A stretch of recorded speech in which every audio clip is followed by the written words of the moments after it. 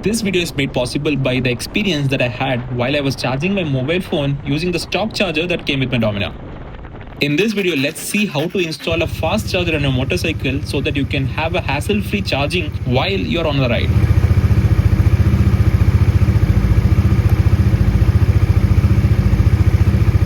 Hello there guys, welcome back to the channel, and in this video I'll be upgrading my stock mobile phone charger that came with my dominar with a better one which is not only fast charging but also Type-C compatible. I purchased this from one of the well-known brand called as Sportronics, and the model is Spark two-wheeler phone charger. Now this particular model supports up to 55.5 watts max output, and the best part is this also comes with a voltage LED display which shows your battery voltage if you're connecting directly to the battery. It also has an on-off button, and also it is compatible with almost all the motorcycles or scooters. Behind the box, you get to see all the other informations including the MRP of the product, and if you're interested to purchase this, I'll leave the link in the description below. Opening the box and looking at the content itself, you get to see the charger itself along with the thimble attachment and also a wiring harness if you're using this to connect directly to the battery. The harness also comes with an attached fuse so that in case there is a short circuit, the entire unit stays protected, and also it eliminates any short circuit from the main harness.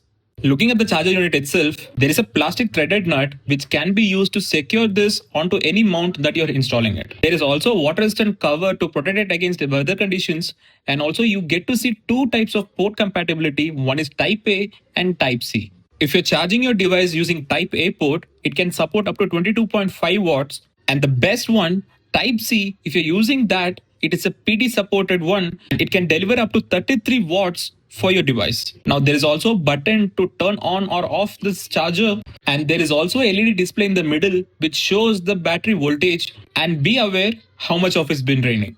Speaking of water resistance, there is no official rating or written anywhere on the box that this device is water resistant. However, since it is made for motorcycles or scooters, I believe it should be resistant enough to stay away from all the weather conditions. And also since it also has a cap built in, this should keep the water away from the port, and that should help. The build quality of this product seems to be pretty good, and I like this product. And the best part is this is compatible with Type A and Type C as well. Now I'll show you how to install this on dominar, and you can feel free to use the same for any other motorcycle as well. Now this is a stock charger that had come with my dominar, and this is pretty slow in charging, and it takes all the time to top up your mobile phone or any other device that you're charging with. In order to remove this unit, there is a plastic nut that is holding the entire unit down onto this clamp. Using a flathead screwdriver, I'm undoing the nut that is holding this entire unit and slowly taking out it entirely from the clamp. Once the nut is entirely removed, you also get to see a washer that is behind this charger unit, which we can take out only after disconnecting the charger from the wiring harness. But what I'm going to do here is I'm going to strip away this wire entirely, and I'm going to replace this with a new charger. The reason why I'm doing this is because I want this to be powered while the engine is on, so that I doesn't use battery power and drain my battery while I'm not using it. So basically I want this charger to turn on only when my engine is on. If you want to wire it the other way, where this charger remains on by just turning on the ignition, you can feel free to connect your wiring to the ignition power rather than using the stock harness.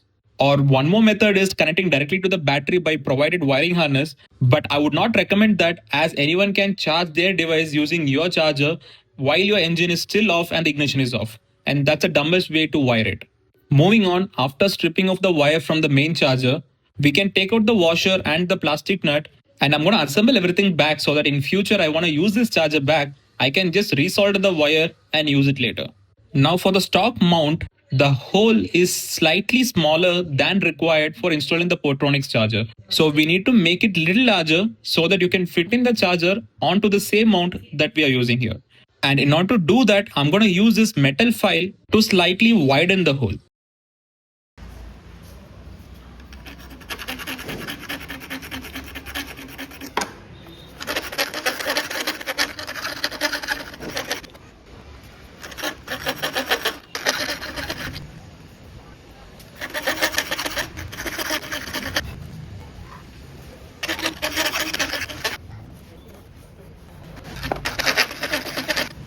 Once the mount hole is widened, if you wish to install it directly now, you can go ahead, but since the filing is done, the paint is already gone and there is chance of getting rust in the future. So I need to fix that before I go ahead and install the charger. Before I go ahead and do that, I'm going to strip away the stock wiring and I'm going to splice open it, and using the provided connectors, I'm going to connect it securely onto the stock two wires, that is positive and negative.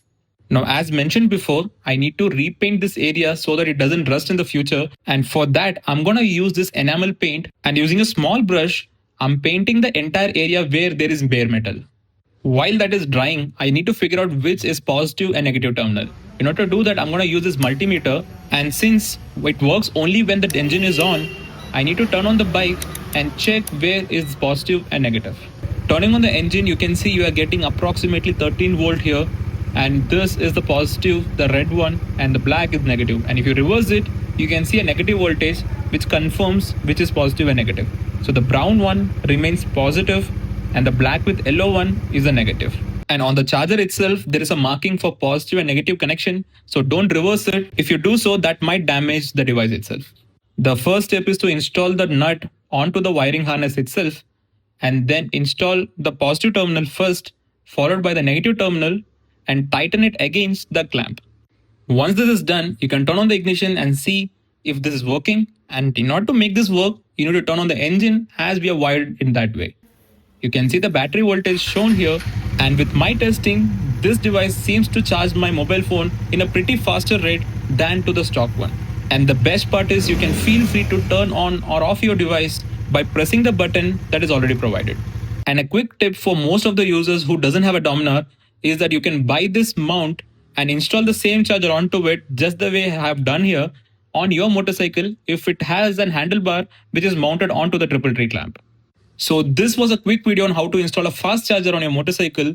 And if you people find this video interesting enough, and if you people like this content, feel free to subscribe to Archeonics and follow me on Instagram for more such interesting content.